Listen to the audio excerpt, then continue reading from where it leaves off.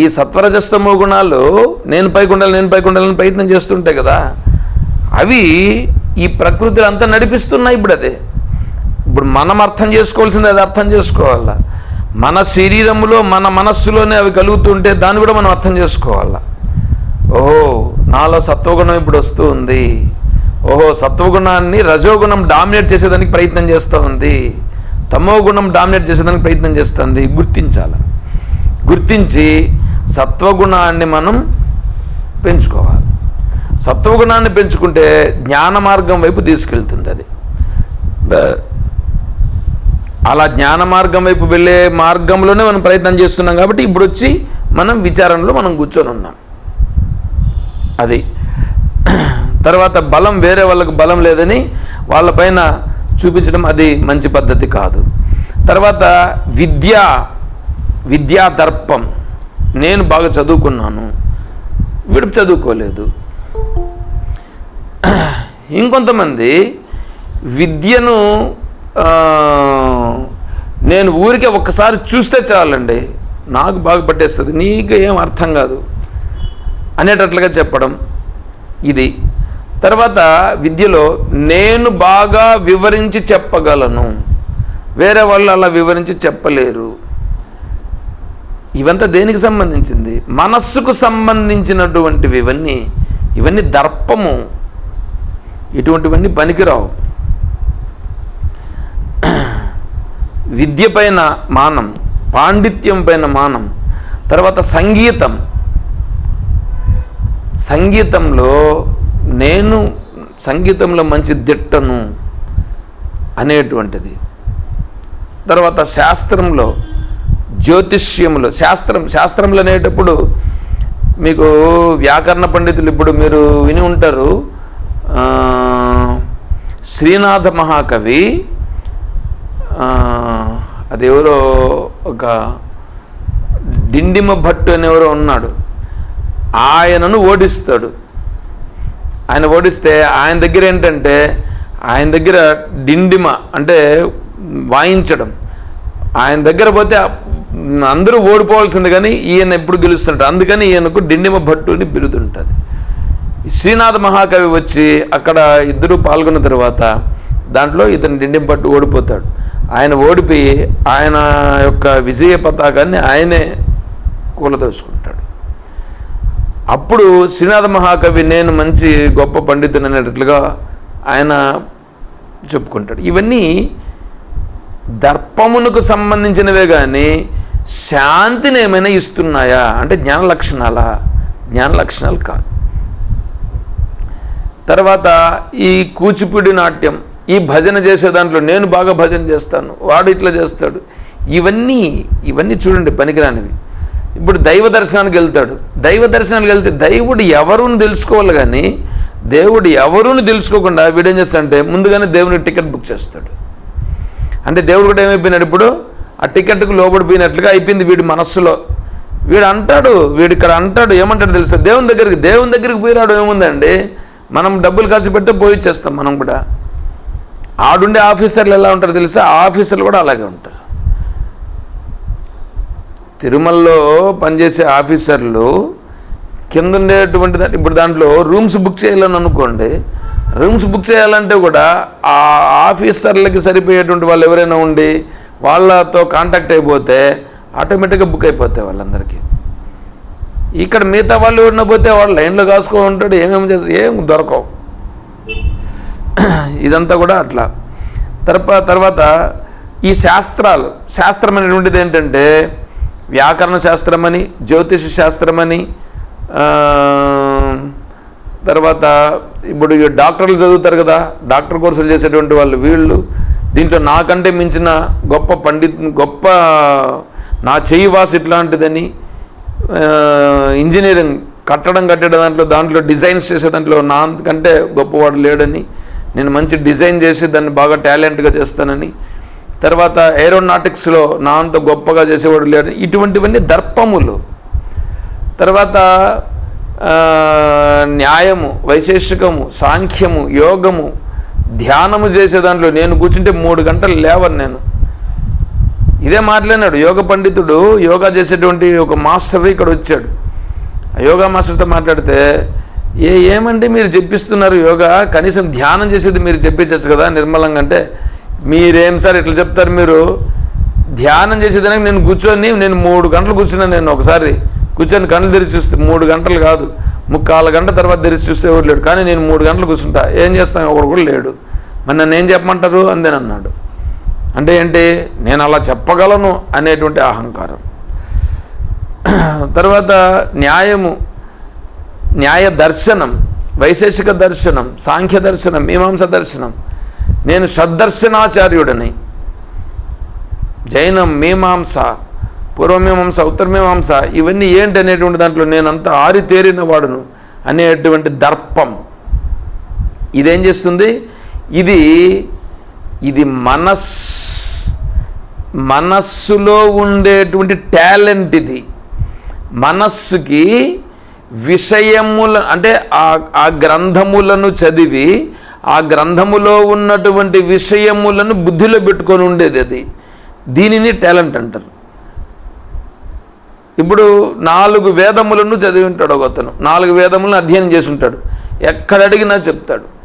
అందుకని ఈ వేద పండితులుగా ఉన్న వాళ్ళు వచ్చినప్పుడు ఏం చేస్తారంటే, వేరే వాళ్ళు ఎవరన్నా ఈయన కంటే తక్కువ ఉండేవాడు ముందుంటే కూడా ఈయన వస్తానంటే ఆయన వెనక్కి వెళ్ళిపోవాలి. అలా ఉంటుంది. అదంతా కూడా అభిమానం. ఇట్లాంటివన్నీ మీరు లెక్కేసుకోండి మీరు. తర్వాత కుల గర్వం. కులానికి సంబంధించి ఇప్పుడు కులం చూడండి,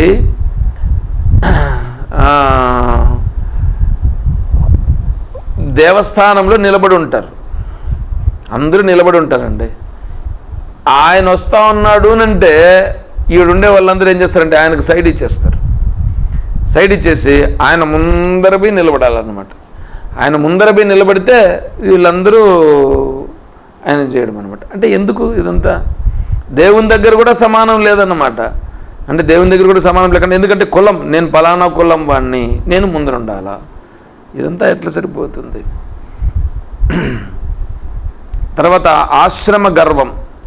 ఆశ్రమం అంటే ఇప్పుడు నేను బ్రహ్మచారిగా ఉన్నాను, వాడు బ్రహ్మచారి వాడికి ఏమీ రాదు పట్టదు ఇలా. తర్వాత సన్యాసి, నేను సన్యాసిని, పలానా సన్యాసి మంచోడు కాదు, బాగలేదు వాడు, వాళ్ళ సన్యాసం ఏం సన్యాసమయ్యా, అది సక్రమైంది కాదు, మా సన్యాసం చాలా గొప్పగా ఇచ్చినారు చూడు, ఇవంతా చెప్పుకోవడం, ఇది గర్వం. కానీ ఉన్న విషయాన్ని ఎలా ఉంటుందో శాస్త్రం ఎలా చెప్తుందో అలా తెలుసుకోవాలా. కానీ ఇప్పుడు పరిస్థితులు ఏమైపోయినాయంటే, శాస్త్రం ఎలా చెప్తూ ఉందో దాన్ని చెప్తే దానికి విలువే లేకుండా అయిపోయింది. అంటే విలువ లేకుండా అంటే దాన్ని పట్టించుకునేవాడు లేదు. పైగా వాడేమంటాడంటే, ఇవంతా మాకెందుకండి, ఇవంతా మాకెందుకు, నీకేం తెలుసు కాబట్టి నీకు అన్ని మాట్లాడేంత పరిస్థితులు ఉన్నాయి. అందుకే చెప్తాండి, ఇది మాట్లాడాలంటే ఈ స్థితి రావాలంటే అంతఃకరణ శుద్ధి కావాలి. అంతఃకరణ శుద్ధి లేకుండా ఈ స్థితి నిలబడదు. నేను నిన్ననే చెప్పిన అయ్యా, నువ్వు వచ్చినావు, నువ్వు ముందు నేను పలానా అనేటువంటి ఆ అభిమానాన్ని వారగా పెట్టి కూర్చొని విను. దాన్ని వారగా పెట్టి కూర్చొని వింటే నీకు అర్థమవుతుంది. అలా లేకుండా నేను పలానా అనేటువంటి దృష్టితో కూర్చొని వింటే అది మనసుకు సంబంధించింది అయిపోయింది. అందుకనే నీకు పట్టదు అని కూడా చెప్పాం. వాళ్ళ కర్మలు మనం ఏం చేయలేం. అందుకని అంతఃకరణ శుద్ధి ముందే చెప్పేసినాం. అవన్నీ అంతఃకరణ శుద్ధి దాటుకొని వచ్చి ఇప్పుడు చెప్తాండది ఇవన్నీ. సరే, తర్వాత ఈ ఉన్నటువంటి సత్యాన్ని తెలుసుకునేది. బ్రహ్మచారిగా ఉండేవాడు ఎలా ఉండాలి, గృహస్థుడు ఎలా ఉండాలి, వానప్రస్థుడు ఎలా ఉండాలి, సన్యాసి ఎలా ఉండాలి. ఇప్పుడు దీంట్లో ఒకరినొకరిని కించపరుచుకునేది ఏం లేదు. ఇక్కడ ఏంటంటే ఆత్మతత్వాన్వేషణలో ఉండేటువంటి వాడు వీటిని అవగాహన చేసుకొని వీడు సైలెంట్గా వీడి పాటికి విడిపోతూ ఉంటాడు. వీడు సైలెంట్గా వీడి పాటికి విడిపోవాలని, అంతేగాని వేరే వాళ్ళని అందు గురించి అర్థమవుతూ ఉంటుంది, అవగాహన అవుతూ ఉంటుంది, వాళ్ళు పనికిరానులని కూడా తెలుస్తూ ఉంటుంది. అయినా మనం ఏం చేయాలంటే వాళ్లకు మనము లోబడకుండా మన పాటికి మనం పోతూ ఉండాల. వాళ్ళు పెద్ద తెలిసిన వాళ్ళు మాదిరి మాట్లాడుతూ ఉంటారు, తెలిసిన వాళ్ళ మాదిరి మాట్లాడతారు. అయినా సరే మన మార్గంలో మనం పోయేదాని కొరకు నా బుద్ధి భేదం జనయేత్ అజ్ఞానం కర్మసంగినాం జోషయేత్ సర్వకర్మాని విద్వాన్ యుక్త సమాచరన్. వాళ్ళతో సరే వాళ్ళది మనం పోతూ ఉండాలి. కాకపోతే శాస్త్ర విషయాలు చెప్పాల్సి వచ్చినప్పుడు ఏం చేయాలి? వీటిని ఖచ్చితంగా చెప్పాలి. ఇప్పుడు నేను చూడండి, నేను ఇప్పుడు ఇంత ఇదిగా చెప్తున్నాను. ఎందుకు ప్రతి దాన్ని గురించి ఎందుకు చెప్తాను ఇక్కడ? వీటన్నింటిని ఎందుకు చెప్పాలంటే ప్రతి దాన్ని టచ్ చేస్తే కానీ ఓహో ఇదంతా కూడా దర్పం కిందికి వస్తుందన్నమాట, నేను ఇలా దర్పంగా ఉండకూడదు అని గుర్తించేదాని కొరకు మనం చెప్పుకోవాలి. దాన్ని టచ్ చేయకుండా ఏదో దర్పము కలిగి ఉండరాదు, అభిమానము కలిగి ఉండరాదు అని చెప్పేసి మనం ముందుకు వెళ్ళిపోయినామని అనుకోండి, ఏమి మన మనస్సుకు దృఢపడుతుంది? అందువలన బాగా వివరంగా చెప్పుకోవాలి. కొంతమందికి వెంట్రుకలు ఉంటాయండి, ఆ వెంట్రుకలు కర్లింగ్ భలే బ్రహ్మాండంగా ఉంటాయి. వాళ్ళకి పుట్టుకతో వాళ్ళకి అలాగే ఉంటాయి. వాడు దానిని చూసి మురిసిపోతూ ఉంటారు వాళ్ళు. అదంతా కూడా నీకు దేహ విచారణ చేస్తే తెలుస్తుంది. అందుకే త్వంపదార్థ విచారణ చేయాలి. త్వంపదార్థ విచారణ చేస్తే దేహం అంటే ఏంటి అనేది తెలుస్తుంది. సరే, తర్వాత ఈ తపస్సు చేస్తుంటారు. కొంతమంది తపస్సు చేసేవాళ్ళు ఏంటంటే ఒంటి కాలు మీద నిలబడి తపస్సు చేస్తాను, లేదంటే ఒంటి వేలి మీద నిలబడి కూడా నేను తపస్సు చేస్తాను, లేదంటే చెట్టు కొమ్మ పైనకు పోయి చెట్టు పైన కూర్చొని చెట్టు కొమ్మ మీద కూర్చొని నేను తపస్సు చేస్తాను. ఎందుకంటే భాగవతంలో ఇటువంటి కథలు వస్తాయి. అందువలన వీడేం చేస్తాడంటే నేను చెట్టు కొమ్మ మీద కూర్చొని తపస్సు చేస్తా, ధ్యానం చేస్తా అంటాడు. ఇంకొకతను ఏంటి, చెట్టు కొమ్మకు ఈ మోకాళ్ళు దాన్ని పెట్టేసేసి తల కిందికి పెట్టి అక్కడ తపస్సు చేస్తానంటాడు. హిమాలయ పర్వతాలకు వెళ్తారు ఇప్పుడు వీళ్ళు. ఇక్కడ ఉండే ప్రదేశంలో వీళ్ళు ధ్యానం చేసుకోలేరు, కానీ హిమాలయ పర్వతాలకు వెళ్ళి నేను ఫలానా జాగాల్లో ఉండి నేను తపస్సు చేస్తానని అంటాడు. కాకినాడకు పోతే నాకు ఇట్లాంటి వాళ్ళు చాలామంది కనిపిస్తారు. అక్కడ నేను హిమాలయ పర్వతాల్లో ఉన్నానప్పా, నేను ఇప్పుడు నువ్వు ఫోన్ చేసినా నాకు అందదు, కాబట్టి నువ్వు నన్ను ఇబ్బంది పెట్టద్దు అని చెప్తుంటారు. కాబట్టి అదంతా కూడా దర్పం కింద వస్తుంది, అభిమానం కింద వస్తుంది. తర్వాత వీడేదో ఇస్తాడు డబ్బులు, దైవ కార్యక్రమానికి ఇస్తాడు, లేదా సమాజంలో ఏదైనా ఒక మంచి పని చేసేదానికోసం ఇస్తాడు. అది ఇచ్చిన దాన్ని ఏం చేస్తాడంటే పెద్ద హెడ్డింగ్ వచ్చేటట్లుగా పేపర్లో వేయించుకుంటాడు. ఇప్పుడు చూడండి, తిరుమల దేవస్థానానికి వీడేదో ఇస్తాడు, ఏమండి కిరీటం ఏదో చేసిస్తాడు. ఆ కిరీటం ఏదో చేసిస్తే ఆ కిరీటం దేవునికి నేను ఇచ్చినాను తెలియాలంటే ఆ కిరీటాన్ని ఒక పెద్ద టాప్ ఉండేటువంటి ఒక కారు మీద పెట్టి ఆ టాప్ పైన ఒక కుర్చీ వేసి ఆ కుర్చీ మీద ఈ కిరీటాన్ని పెట్టి దాన్ని బాగా కట్టేసి ఊరేగిస్తూ తీసుకొస్తాడు. అంటే ఏంటి, అందరికీ తెలియాలా మేము ఇస్తున్నాము అని. అంటే ఇది దర్పం కదా, అభిమానం.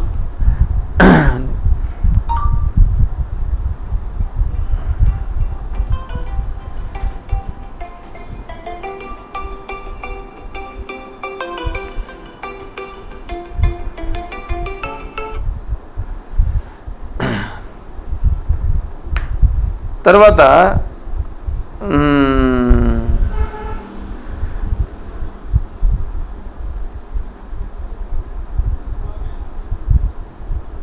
మేము వినయములో చాలా గొప్పవాడిని, నాకున్న వినయము వేరే వాళ్ళు ఏమన్నా అనుకుంటే ఉంటే కూడా నేనేమి ఇబ్బంది పడను అని తనంతట తనే ఎక్స్ప్రెస్ చేసుకునేది.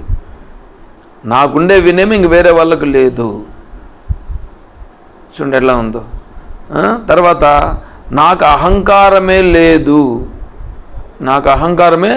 అహంకారం పోయింది, అంతా పోయింది. నేను ఇటుకొచ్చి విన్నానో లేదో అహంకారమే అంతా పోయింది. అహంకారం అంతా పోయింది అని అంటానంటే అర్థం ఏంటి? అదే అహంకారం దాన్ని ప్రకటించుకున్నట. ఇట్లాంటివన్నీ కూడా ఉంటాయి. ఇవన్నీ ఎందుకు చెప్పుకుంటున్నామంటే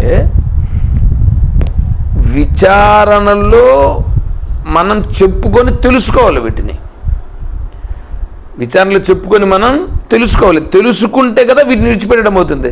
ఎవరినో విమర్శించడం కోసమో మనం ఇవన్నీ చెప్పుకుంటా ఉండేది కాదు. నాలో ఇవన్నీ లేకుండా ఉండుట కొరకు నేను వీటిని తెలుసుకుంటున్నాను. నాలో ఇవి ఉండకూడదు, అందుకొరకు నేను తెలుసుకుంటున్నాను. వీటన్నింటినీ విడిచిపెట్టేదానికోసమని నేను తెలుసుకుంటాను. వేరే వాళ్ళకు ఉంటాయని అనుకోండి, వాళ్ళని చూసి సరే నేను పట్టించుకోకుండా నా పాటికి నేను పోతుంటాను అని వెళ్ళుట. అందుకొరకు మనం దీన్ని విచారణ చేసి తెలుసుకుంటున్నాం. మాండుక్యోపనిషత్తులో గౌడపాదాచార్య స్వాముల వారు చెప్పారు, వీతరాగ భయక్రోధై మునిభిః వేదపారగైః నిర్వికల్పో హేయం దృష్టః ప్రపంచోపశమశివః. ప్రపంచోపశమః తర్వాత వీతరాగ భయక్రోధై మునిభిర్వేదపారగై నిర్వికల్పో హేయం దృష్టః ప్రపంచోపశమశివః.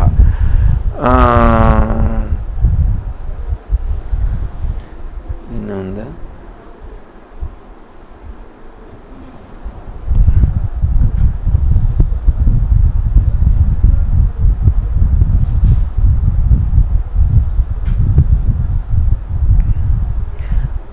అద్వైతం పరమార్థో సారీ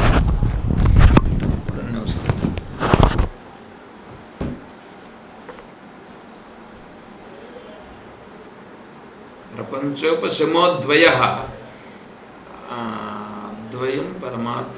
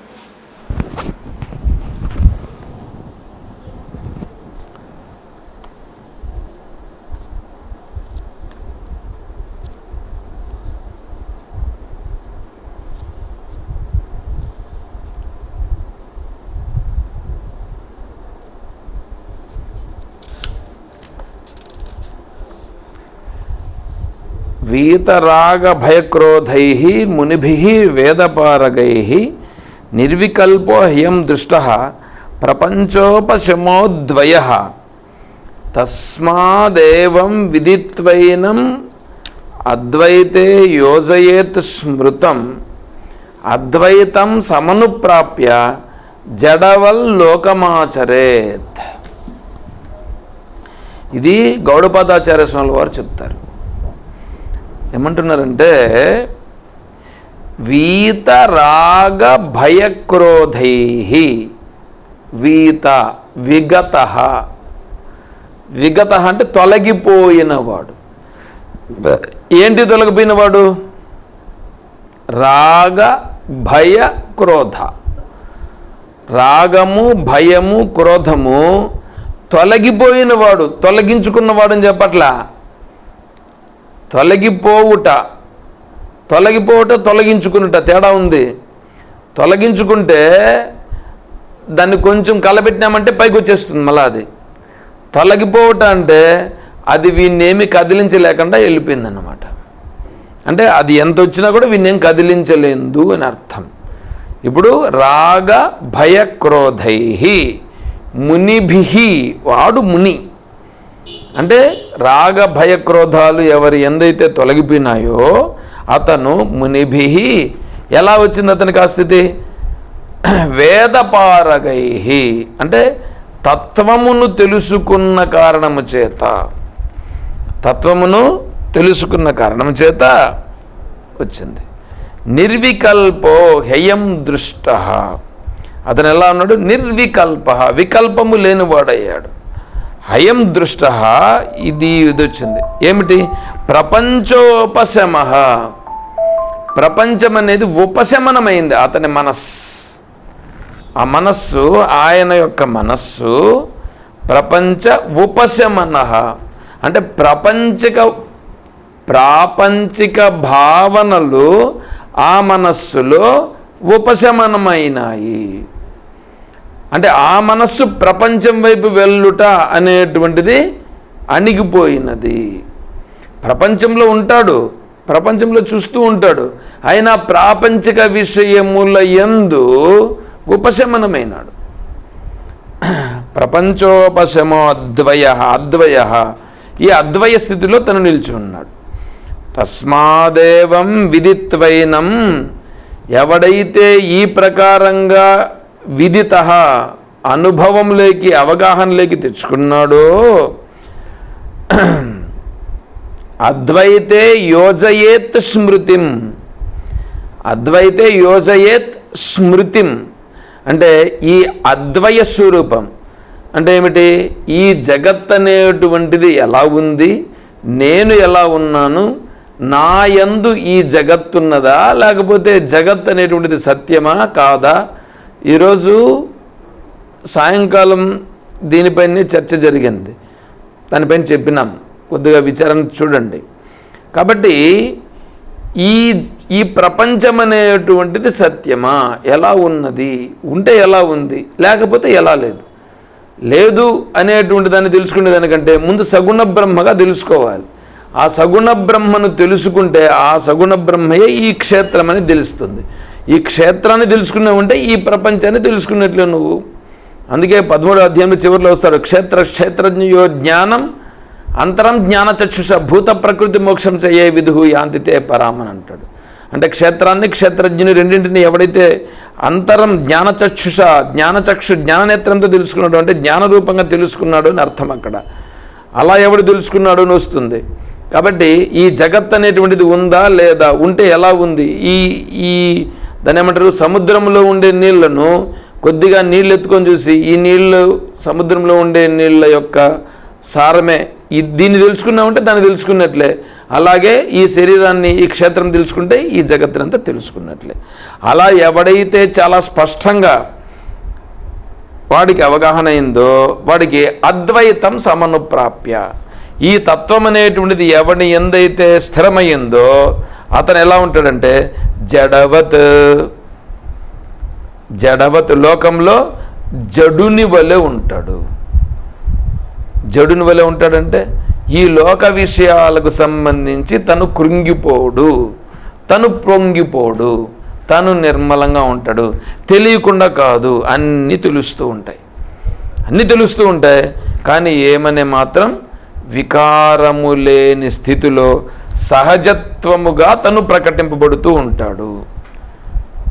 చూడండి, ఇది అమానిత్వం మొదలుపెట్టాడు.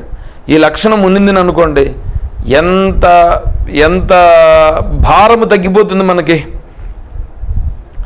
మన భారము మనమే మోసుకుంటూ ఉంటాం, మొత్తం మోస్తూ ఉంటాం. ఈ మోసుకుంటూ ఉండేదంతా ఏమవుతుందంటే ఒక్కసారిగా అడవిలో నుంచి కట్టెలు మోసుకొని వస్తూ ఉంటాడు ఒక మోపు, మధ్యలో భారమయ్యి నిలబెట్టి చెట్టుకు నిలబెడతాడు. అప్పుడు ఎట్లుంటాడంటే అమ్మాయ్యా, చెట్టుకు నిలబెట్టి ఆ పక్కలో బావి ఏదో ఉంటుంది, ఆ బావి దగ్గరికి పోయి కొద్దిగా కాళ్ళు చేతులు కడుక్కొని నీళ్ళు తాగుతాడు. ఎంత హాయిగా ఉంటుందో వాడికి అప్పుడు. ఎందుకు? బరువు దించాడు, వారగా పెట్టేశాడుగా. బరువు దించి వారగా పెట్టి ఏం చేశాడు? పోయినాడు, నీళ్ళు తాగినాడు. మళ్ళీ ఏం చేశాడు? కొంచెం సేద తీరి మళ్ళీ వచ్చి మళ్ళా బరువుని ఎత్తుకెత్తుకున్నాడు.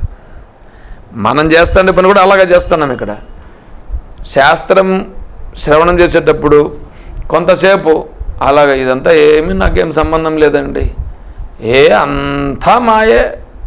మాట్లాడితే వేదాంతం చెప్పేదానికంటే ఇంకా మనమే బాగా చెప్తాం. ఏమీ లేదు, అంతా ఊరికి అంతా కల్పన అని అంటాం. ఎంతసేపు? కొంతసేపు అని మనదేమైనా కించిత్ కదలుతా ఉందంటే వెంటనే రియాక్ట్ అయిపోతుంటాం. అంటే బరువు మళ్ళీ నెత్తిని పెట్టుకుంటున్నాం అనమాట. అట్లంతా ఉండకూడదు. అమానిత్వం అనే దాని